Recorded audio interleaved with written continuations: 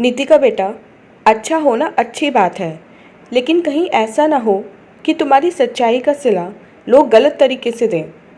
तुमने अभी तक भी कितना कुछ किया है अपनी माँ और भाभी के लिए, अब तो जज की भी संभालने जा रही हो। मेरी मानो बेटा, तो अब उन्हें काम संभालने दो। आजकल तो हर काम के लिए काम वाली मिल जाती है, फिर तुम क्यों परेशान होती हो? सास अम्बा जी ने अपनी बहू से कहा।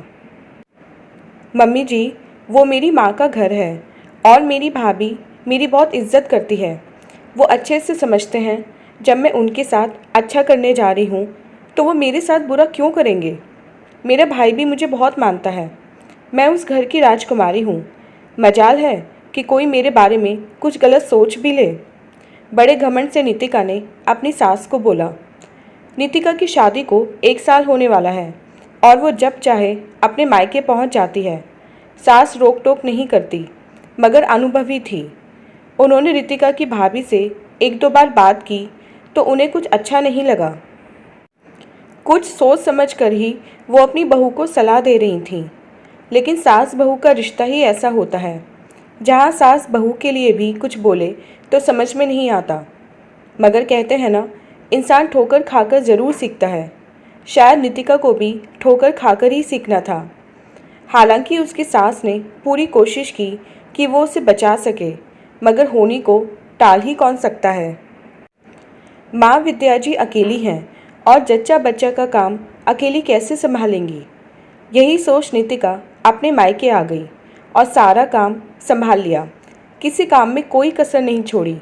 आगे बढ़ बढ़कर अपनी भाभी के लिए हल्का पौष्टिक खाना बनाती, अजवाइन वाला गर्म पानी, बच्चे की मालिश और रात में जाकर देखभाल करना।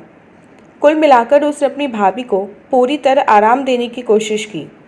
साथ में रसोई भी पूरी मुस्तैदी से संभाल ली। जच्चा का खाना अलग बनता था, मगर सारे लोग तो वो नहीं खा सकते थे। साथ में तरह तरह के पकवान भाई मम्मी पापा के लिए बनाती है। 1.25 महीने बाद सूरज पूजा पक्ष का कार्यक्रम हुआ। सारा कार्यक्रम अच्छे से निपट गया। भाभी नंदिनी ने अपने मायके वालों को अच्छा सामान, साड़ियाँ दी।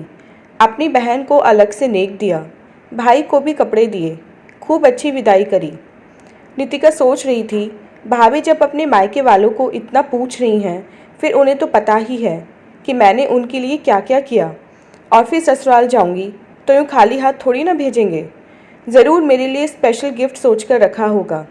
देखना, अपनी सास को बताऊंगी, अच्छाई के बदले सिर्फ अच्छाई ही मिलती है।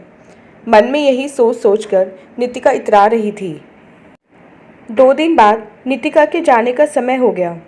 उसने माँ से पूछा, नंदिनी भाभी अभी तक क्यों नहीं आई? बहू अपने कमरे में सो रही है। अरे माँ, आपने उन्हें बताया नहीं कि मैं आज जाने वाली हूँ? हाँ, उसे तो पता है। शायद बेचारी की तबीयत ठीक नहीं होगी। तू तो जानती है ना, बच्चा रात भर रोता है। ठिठकते हुए माँ ने कहा। अच्छा, कोई बात नहीं, मैं भाभी से कमरे में ही मिलकर आती हूँ।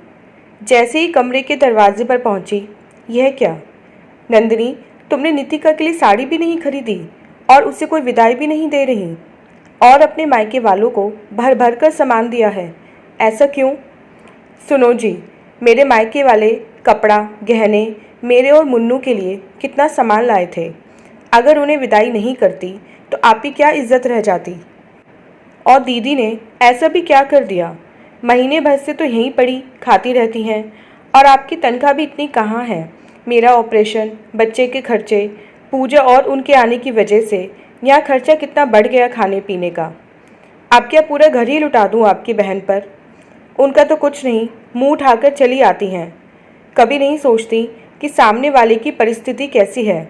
रुपया पैसा घर में है या नहीं, बस चली आती हैं। आपको पता है कितना काजू बादाम ख़त्म हो गया, जबकि वह सब तो भाभी के लड्डू के लिए था। घर में दूध तो 3 किलो आ रहा था रोज़। अभी मैंने हिसाब किताब देखा तो 2 महीने में बजट पूरा हो चुका है आपका। मुझे तो समझ में नहीं आता कैसे संभालूं रसोई का बजट। अब आप क्या चाहते हैं, मुन्ने के लिए आया रुपया सोना चांदी उठाकर उन्हें दे दें? वैसे भी वो जब देखो आती रहती हैं, फिर कभी दे देंगे। जेब में नहीं है खाने को और भाई को लुटाने की पड़ी है। ध्यान रखो, कहीं ऐसा ना हो लाड़ प्यार में आकर अम्मा बाबूजी आधी जायदाद ही उनके नाम कर जाए। तुम तो वैसे ही ठन ठन गोपाल हो, क्या करोगे? शादी में पहले ही बहुत खर्चे कर चुके हो, इसलिए कहती हूँ ज़्यादा मुंह में ना पड़ो, दूर का दुआ सलाम रखो। बड़ी बेरुखी से नंदिनी अपने पति से बोली। मगर बहन को अभी खाली हाथ कैसे भेज दूँ? अरे जैसे भी है वैसे ही भेज दो, हाथ जोड़ते हुए बोली। नहीं, तुम ठीक नहीं कर रही, उसने तुम्हारे लिए कितना कुछ किया। हाँ तो किसने कहा था मेरे लिए कुछ करने को? किसने कहा था उन्हें आगे आगे नाचने को? मैंने तो फ़ोन करके नहीं बुलाया था, वो अपनी मर्ज़ी से आई थी। अपना ससुराल छोड़कर यहाँ बैठी हैं, शर्म तो उन्हें आनी चाहिए। एक बार भी अपने सास ससुर और पति के बारे में नहीं सोचती। दिन भर मायका मायका, इतना मोह भी अच्छा नहीं है। ऐसे लांछन अपने ऊपर लगते नीतिका के कानों में से खून आने लगा। उसने तो भला करने की सोची थी, मगर ये क्या, भाभी ने उस पर और उसकी मेहनत पर उल्टा कीचड़ उछाल दिया। सासू माँ शायद यही समझाना चाहती थी कि बिना बुलाए अपने मायके में नहीं जाना चाहिए। उन्हें अंदाज़ा हो गया था कि मैं बिन बुलाए जा रही हूँ, जो कि बिल्कुल गलत है। इसलिए उन्होंने मुझे आगाह किया था और मैं मूर्ख कुछ समझ नहीं पाई। नितिका की आंखों में आंसू थे। उसे अब अपनी सास की एक एक बात याद आ रही थी। मम्मी जी ने सही कहा था, उतना ही करो जितना ज़रूरी हो। हद से ज़्यादा किसी के लिए समर्पित होने से वो आपको बेवकूफ़ ही समझता है। सोचता है ज़रूर इन्हीं की कोई ज़रूरत होगी, या लगता है हमसे रुपया पैसा लूटेगी, हमारा फ़ायदा उठाएगी। छी, ऐसी गंदी सोच। और मैं मत बावरी अपने भाई भाभी भतीजे के लिए अपना घर बार छोड़कर यहाँ बैठी हूँ। रोहन ने भी कितनी बार कहा आ जाओ। 1.25 महीने वो भी मेरे लिए कितना परेशान थे, और मैंने ऐसे लोगों के लिए अपने अजीज़ लोगों का दिल दुखाया। सोच वापस दरवाजे से मुड़ गई और गाड़ी में जाकर बैठ गई। माँ पिताजी सारी वस्तु स्थिति से अवगत थे। वे चाहकर भी कुछ ना कर पाए और अपनी बेटी को कुछ नोट मुट्ठी में दबाकर हाथ जोड़ते हुए बोले, बेटा माफ़ करना, इतना आसक्त भगवान किसी माँ बाप को न बनाए कि वह अपनी बेटी को इज्जत ना दिला पाए। उनका इतना बोलना था। नितिका ने बोला, ड्राइवर गाड़ी बढ़ा दो। गाड़ी चल पड़ी। नितिका की आंखों से निरंतर आंसू बह रहे थे। जीवन ने अच्छाई का बहुत अच्छा सबक दिया था। तुरंत उसने बाजार में दुकान पे गाड़ी रुकवाई और ड्राइवर से बोली, 2 किलो लड्डू दो, 2 किलो नमकीन लेकर आओ, तब तक मैं साड़ी की दुकान से 2 साड़ी लेकर आती हूँ। कुछ ही देर में अपनी ससुराल पहुँच गई। जैसे ही हॉल में पहुँची, सास उसे देख बहुत खुश होते हुए बोली, आ गई बेटा, कैसा रहा कार्यक्रम? उसने बहुत सारा सामान अपनी सास को दिखाते हुए कहा, देखिए माँ जी, मेरी भाभी ने कितना कुछ दिया है और आपके लिए साड़ियाँ भिजवाई हैं। मेरे लिए तो सोने का हार दे रहे थे, मैंने मना कर दिया। अच्छा, मैं बहुत थक गई हूँ, अपने कमरे में आराम करने जा रही हूँ। आपको कुछ काम हो तो बता दीजिएगा। बोल चली गई। अंबाजी बहुत अनुभवी महिला थीं। उन्होंने सारे सामान को देखा जो पास के बाजार का पता था। उन्हें समझने में जरा भी देर न लगी कि बहू ने ये सब खुद खरीदा है। उन्हें अच्छी तरह पता था आजकल प्रेम भाव, आत्मीयता की कोई कीमत नहीं। आजकल अपने हो या पराए, सभी यही सोचते हैं आपने उनकी मदद या आप उनके साथ इसलिए हैं क्योंकि आपको किसी प्रकार का लालच या स्वार्थ है। ससुराल आई नितिका भाभी के विवाह से तो परेशान थी ही, साथ में उसे समझ में नहीं आ रहा था कि ऐसा उसके साथ क्यों हो रहा है। आखिर उसने किया ही क्या था? माना अपनों से हारने का मज़ा ही कुछ और होता है, मगर आज नितिका उन अपनों के हाथों हारकर आई थी जिन्होंने कभी उसे घर में पूरे मान सम्मान के साथ रखा था। भाभी तो पराई हैं, मगर माता पिता, भाई, ये रिश्ते नाते तो अपने थे। फिर इन्होंने गलत को गलत क्यों नहीं कहा? माता पिता, भाई इतने लाचार कैसे हो गए? बात रुपया पैसा कपड़े की नहीं थी, बात थी सम्मान की। अगर एक बेटी ने बढ़ बढ़कर घर मायके वालों के लिए किया तो उन्हें उसका आदर रखना चाहिए था। उसने कौन सा अपनी भाभी से करोड़ों रुपया मांग लिया था जो उन्होंने पल भर में उसे लालची करार कर दिया? ऐसे कई सवाल रितिका के मन में उठ रहे थे। उसने मायके जाना बंद कर दिया। हाँ, कभी माँ पिताजी बुलाते तो बस कुछ घंटे रुककर वापस आ जाती, क्योंकि भाभी का व्यवहार तो अभी भी वही था। वह उससे सीधे मुंह बात भी ना करती, उसके आने पर अपने कमरे में बैठ जाती और तो और छोटे से भतीजे को भी उससे मिलने न देती। वक्त गुजरता गया, माता पिता दोनों का ही देहांत हो गया। उसके बाद तो नितिका का मायके जाना कभी हुआ ही नहीं। नितिका के दोनों बच्चे स्कूल में पढ़ने लगे। एक दिन जब वह बाजार से लौट रही थी तो देखा भाई विपिन किसी दुकानदार से बहस कर रहा था, जिसे सुन नितिका विपिन के पास जाकर बोली, भैया आप इस शहर में और आप ये रुपयों के लिए बहस क्यों रहे हैं? क्या हुआ? कोई बात है तो मुझे बताइए। अपनी बहन को देख विपिन अचकचा गया, फिर खुद को संभालता हुआ बोला, मैं एक मार्केटिंग कंपनी में काम करता हूँ, यहाँ पर सामान देने आता था। 6 महीने हो गए, दुकानदार ने सामान का रुपया वापस नहीं किया। मेरी नौकरी खतरे में है। मालिक ने कहा है अगर आज उसने पैसे नहीं दिए तो मुझे कल से काम पर आने की कोई ज़रूरत नहीं है। मगर भैया आप तो प्राइवेट कंपनी में काम करते थे, फिर मार्केटिंग कब से करने लगे? क्या बताऊं, जब से तू घर से गई है वैसे ही किस्मत भी रूठ गई। भैया ऐसा कुछ नहीं होता और मैं कोई रूठी नहीं थी, ना नाराज़ हूँ। बस अपनी किस्मत पर दोष लगाती हूँ कि इतने अच्छे घर परिवार के होने के बावजूद भी मुझे अपने मायके जाने का सुख नहीं मिलता। मुझे लालची और लूटने वाली करार दिया गया। फिर जहाँ मान सम्मान नहीं, वहाँ जाकर क्या फ़ायदा? इसलिए माँ बाबूजी के जाने के बाद मैं घर नहीं आई। जब भाभी को मुझसे रिश्ता रखना ही नहीं है तो मैं वहाँ बार बार जाकर अपनी बेइज्जती क्यों करवाऊँ? वैसे भी शादी के बाद लड़की पराई हो जाती है। वह तो माता पिता द्वारा दिया गया सम्मान होता है कि उसे कम से कम मेहमानों की तरह बुलाया तो जाता है। मगर मुझे तो इतना हक भी नहीं कि मेहमानों की तरह ही आकर मैं 4 दिन अपने मायके में ठहर सकूं। चलिए वो सब छोड़िए, आप ये बताइए आपकी नौकरी को क्या हुआ और आप यहाँ पैसों के लिए क्यों लड़ाई कर रहे हैं? नितिका ने फिर गुस्से से पूछा। नितिका माँ बाबूजी के इलाज में लाखों खर्च हो गए, जिसके लिए मैंने मकान गिरवी रखा। जब मैं पैसे नहीं लौटा पाया तो मकान हाथ से चला गया। हम लोग किराए के मकान में आ गए। यही नहीं, नौकरी छटनी में चली गई। मैं ज़्यादा पढ़ा लिखा तो था नहीं, उन्हें मुझसे ज़्यादा पढ़े लिखे लोग कम तनख्वाह में मिल गए। फिर मैंने एक मार्केटिंग कंपनी में काम करना शुरू किया। शहर शहर गांव गांव जाकर साड़ियाँ सप्लाई करता।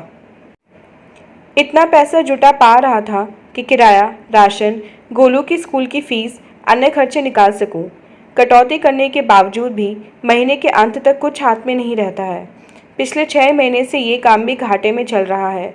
उधारी बढ़ गई है, इसलिए मालिक ने मुझे नौकरी से निकालने की धमकी दे डाली है। अब तुम ही बताओ मैं क्या करूं? कई बार सोचता हूं तुमसे बात करूं, तुम्हें अपनी परेशानी बताऊं। फिर सोचता जब मैं तुम्हारे साथ ना खड़ा रह पाया तो आज अपनी मजबूरी बताकर तुमको दुखी क्यों करना? मैं दोषी हूँ तो मुझे उसकी सज़ा तो मिलनी चाहिए और भगवान दे भी रहा है। फिर भैया वही बात, आपको कोई सज़ा नहीं मिल रही। आप चलिए मेरे साथ, बोल अपने घर ले गई। वहाँ पर अपने पति रोहन को सारी बात बताई। तब सारी बात समझ रोहन बोला, भाई साहब 2-3 जगह मेरी पहचान है, वहाँ मैं आपकी बात चला सकता हूँ। आशा है 7-8 दिन के अंदर आपको नई नौकरी मिल जाएगी। और भैया यह रहे कुछ रुपये और फल, मिठाई बच्चों के लिए। नहीं नितिका, मैं तुमसे रुपये नहीं लूँगा। वैसे भी मैं इस लायक ही नहीं कि तुम्हारी मदद ले सकूं।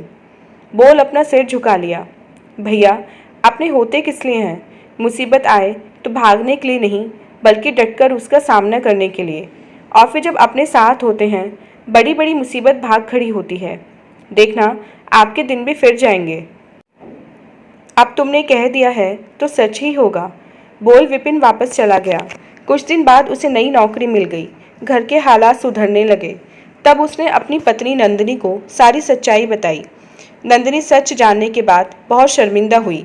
उसे अपनी सोच पर बहुत शर्म आई कि उसने जिस ननद की कभी परवाह नहीं की, उन्हें कभी सम्मान नहीं दिया, बुरा भला क्या कुछ नहीं कहा, फिर भी उन्होंने बिना कुछ सोचे समझे उसकी इतनी मदद की। तब नंदिनी विपिन से बोली, सुनिए जी, मुझे अपने किए पर बहुत पछतावा है। आज ही हम नितिका दीदी के घर जाकर उन्हें यहाँ बुलाकर लाएंगे और मैंने जो भी गलतियाँ की हैं उनकी माफ़ी भी मांग लूँगी। मुझे पूरे यकीन है वो मुझे माफ़ कर देंगी। तभी पीछे से आवाज़ आई, किसको किससे माफ़ी मांगनी है? देखो तो नितिका थी। दौड़कर नंदिनी उसके पैरों में गिर पड़ी। दीदी मेरी सोच बहुत गलत थी, आपने हमेशा हमारी मदद की, मगर मैंने आपके साथ बहुत गलत किया। मुझे माफ़ कर दीजिए। और बोलकर ज़ोर ज़ोर से रोने लगी। भाभी, आपको अपनी गलती पर पछतावा है, बस मुझे इस बात की खुशी है। अब वो पुराना वक्त लौट कर नहीं आ सकता, मगर मैं उस बीते वक्त को याद करके आज के सुनहरे पलों को ख़राब नहीं करना चाहती। इसलिए आप माफ़ी मांग कर मुझे शर्मिंदा ना करें। जी, लेकिन अब आप मुझे आपकी सेवा करने से रोक नहीं सकती। अभी जाकर मैं आपके लिए आपकी पसंद के मूंग दाल का हलवा और प्याज की कचौरियाँ बनाकर लाती हूँ। उसके बाद हम शॉपिंग चलेंगे, आपकी पसंद की साड़ियाँ जो खरीदनी हैं। अरे भाभी, एक साथ इतना सारा प्यार ना लुटाना। कल को कहोगी ननद घर लूटने आई है, मेरे भाई से बोलोगी अपना घर लुटा दूँ जीजी पर। नंदिनी अपने कान पकड़ते हुए बोली, कभी भूल से भी नहीं दीदी, आप जैसी ननद लूटने नहीं, मायका अपनी दुआओं से घर भरने आती है। आज नीतिका बहुत खुश थी, भले ही थोड़ी देर लगी, मगर आज उसे अपना मायका वापस मिल गया था, वह भी पूरे सम्मान के साथ। दोस्तों, एक लड़की के लिए उसका मायका क्या होता है उसे शब्दों में बयां करना आसान नहीं। फिर भी बोलूं तो एक मायका बेटी की जड़ें होता है, जहां से पूरी तरह उसे निकालकर दूसरे घर रोपित ज़रूर किया जाता है, मगर उसकी जड़ों के अंश वहीं छूट जाते हैं, जिसे सहेजने के लिए बार बार उसे मायके की गलियों में जाने का इंतज़ार रहता है। अपवाद हर जगह है, ज़रूरी नहीं हर ननद अपने भाई भाभी या माता पिता से कुछ लेने ही आती है। वह तो हर बार अपना गुजरा बचपन जीने आती है, जिसे कई बार गलत समझ लिया जाता है। तो दोस्तों, ये थी हमारी आज की कहानी। उम्मीद करते हुए कहानी आपको पसंद आई होगी। मिलते हैं अपनी नेक्स्ट वीडियो में इसे नेक्स्ट कहानी के साथ। तब तक के लिए आज्ञा दीजिए। धन्यवाद।